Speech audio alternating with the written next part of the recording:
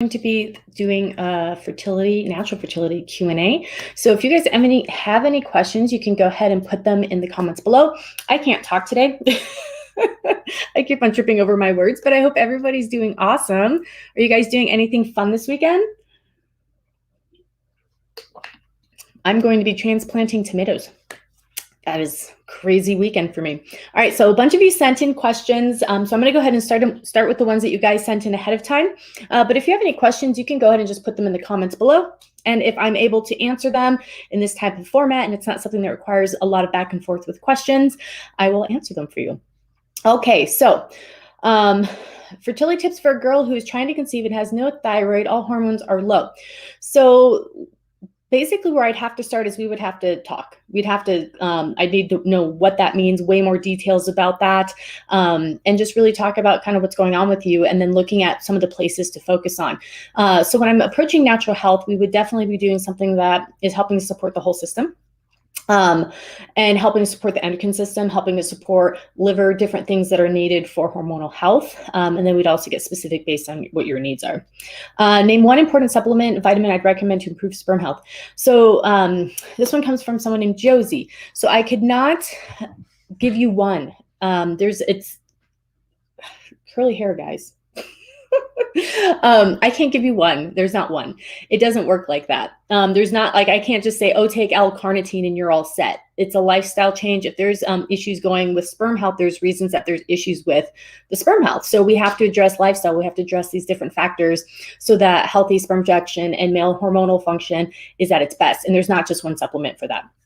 Are light periods a sign of infertility? So Angela, great question. I get this a lot. So light periods, when I see light periods, that's one part of the picture. I always am looking at the whole cycle and seeing what else is happening, because there's other signs that the body's giving us that we can go from. So light periods, one of the steps I'll take is to help build up the system. But the rest of the cycle is going to tell us where we need to build up the system.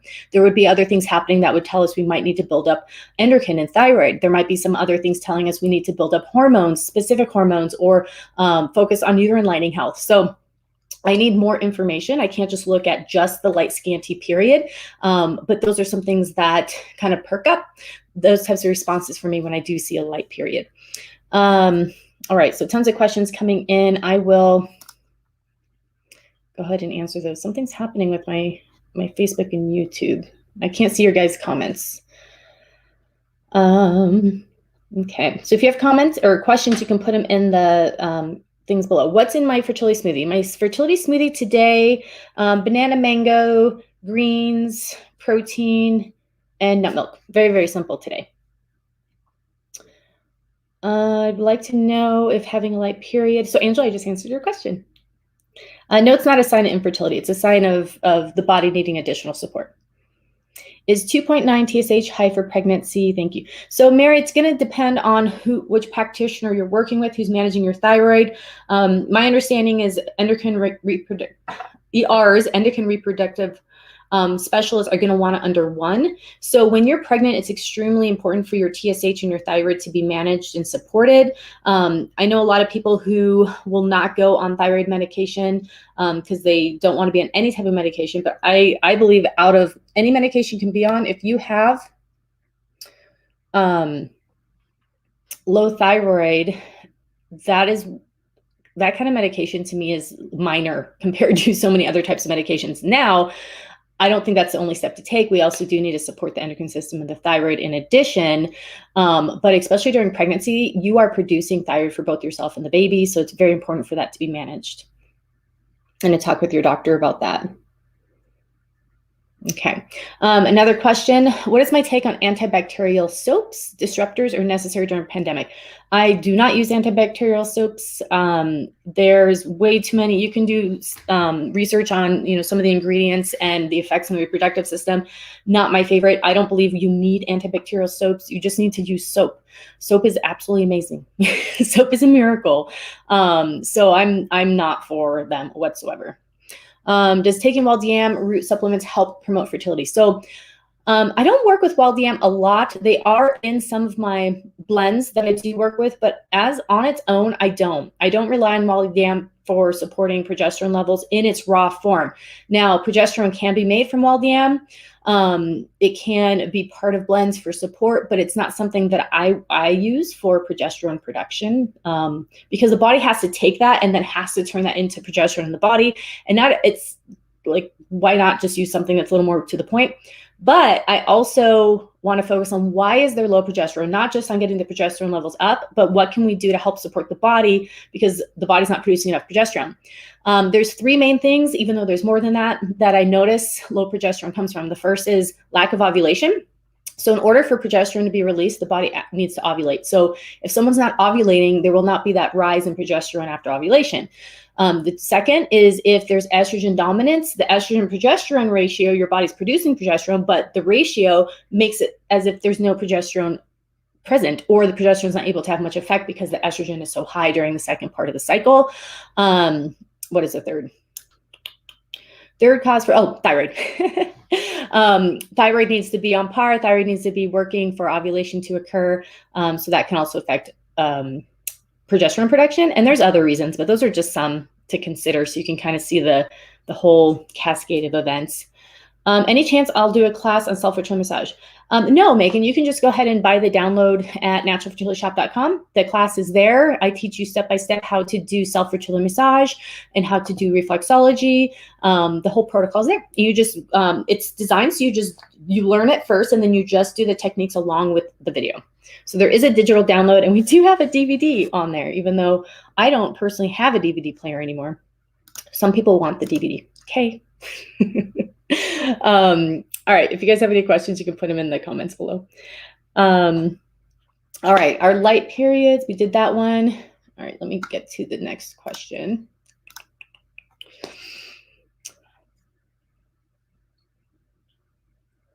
Okay, so Karen, you'll need to reach out because your question is very specific and I'd have to ask a lot of questions back to you. It's too specific for this format. So go ahead and feel free to reach out. You can email us at help@naturalfertilityshop.com and then that question will end up getting to me.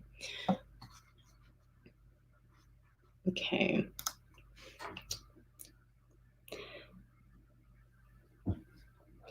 Maca's mentioned a lot, but I also hear should be used carefully. Who would you say maca is good for? I have low T, and would maca be good? So I like maca when there's low testosterone, low estrogen. Is generally when I use maca. I also like it for overall endocrine support.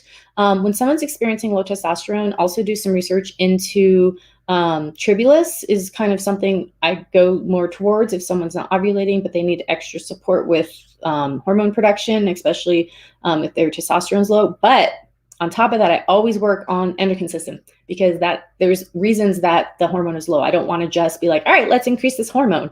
There's a reason it's low and we want to support that as well. Are there any good foods to support uterine lining? Yes, I believe I did a whole video on this a couple of weeks ago.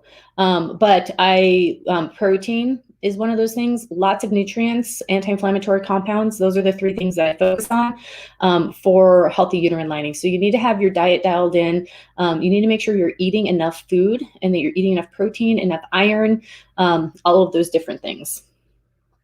You were part of my training for fertility massage certification. Yes, I was. That's awesome. Okay, I keep on trying to get this one open. Okay, here we go.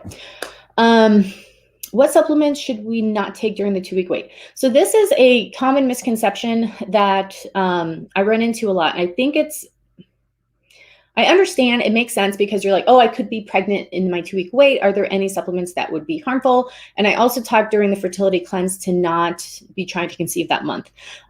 There aren't that many supplements that you need to be worried about. You would just stop them once you get a positive pregnancy test. So during the 2-week wait, you have to understand that the journey of a fertilized egg, the journey of the egg, sperm getting to the egg to fertilize, and then that embryo is a 10 to 12 day journey down the fallopian tubes into the uterus. At that time, there is no way any supplement supplement that you're taking, unless you're using some very strong medication or something, is going to have an effect on that embryo.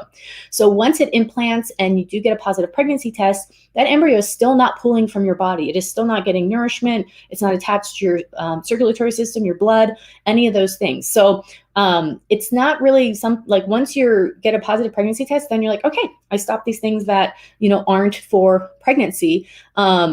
But that being said, when people are working on pretty big fertility issues or imbalances that are going to take some time, it does take longer if you are actively trying to conceive, because things such as self-fertility massage, castor oil packs that are stimulating, I don't do in this 2-week wait. So that would be something that I don't do when people are actively conceiving, because I want the uterus to be very receptive and calm, and those are stimulating the increased circulation, all of that.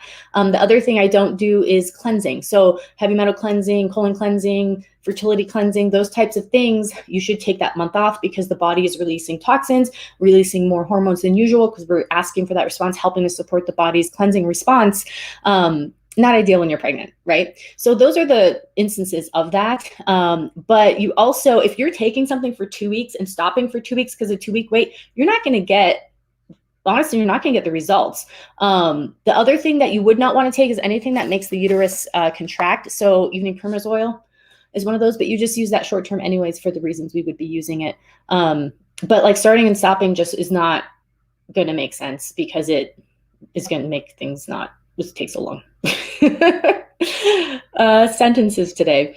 Is it safe to take Vitex more than 6 months? Only one ovulation in 6 months, still waiting for my second. Okay, so a couple things about that. Vitex can be used for long-term.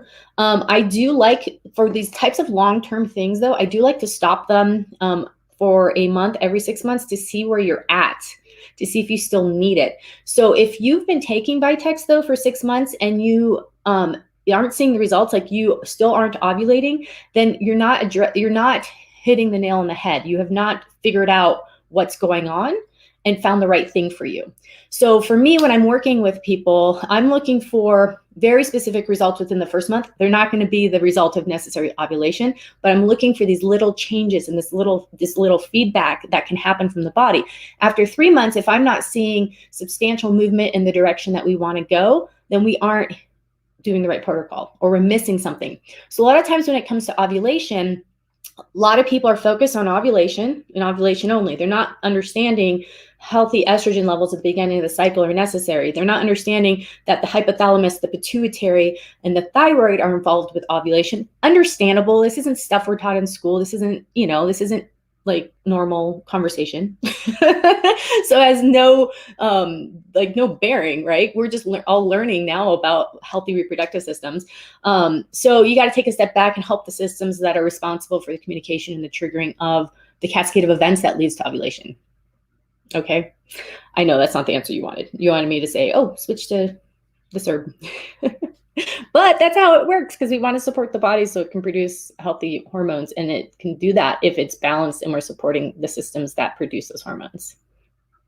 Okay, if you have any, I'm about to hop off, so if you guys have any other questions, put them in the comments. Is castor oil bad for 2-week wait? Yeah, so generally I say to do castor oil packs and self-fertility massage only during the first half of the cycle if you're actively trying to conceive. Now, if you have like a lot of stuff you're working on, it's good to take some time off for a couple of months so you're able to do these therapies all month long and get way more benefit than trying to push it every single month.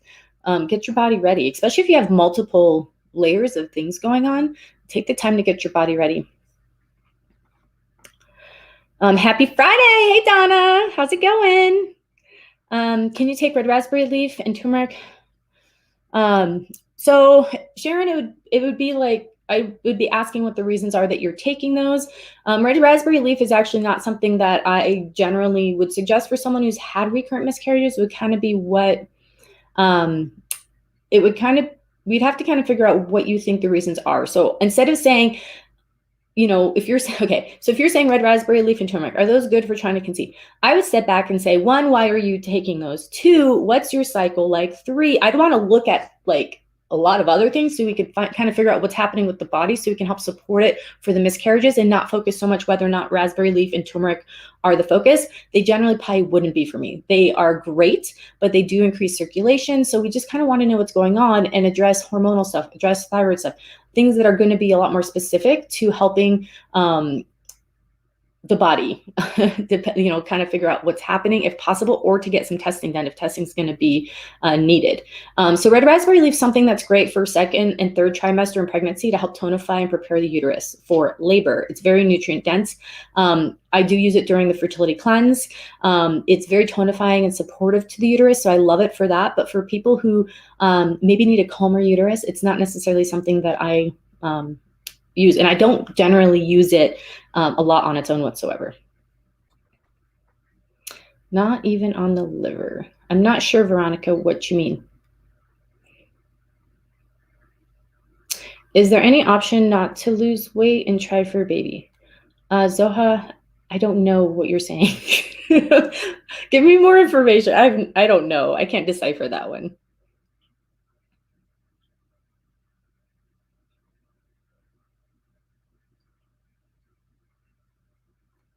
Okay, cool. All right. I think those are all the questions. Well, thank you guys so much for joining me. I hope you have a wonderful weekend. I hope it's sunny where you are. It's sunny here. Thank goodness. We have a couple more days of sun, and then we're going to get snowstorms again. I think it's going to be the last of the winter storms. All right, you guys have a good one. I will talk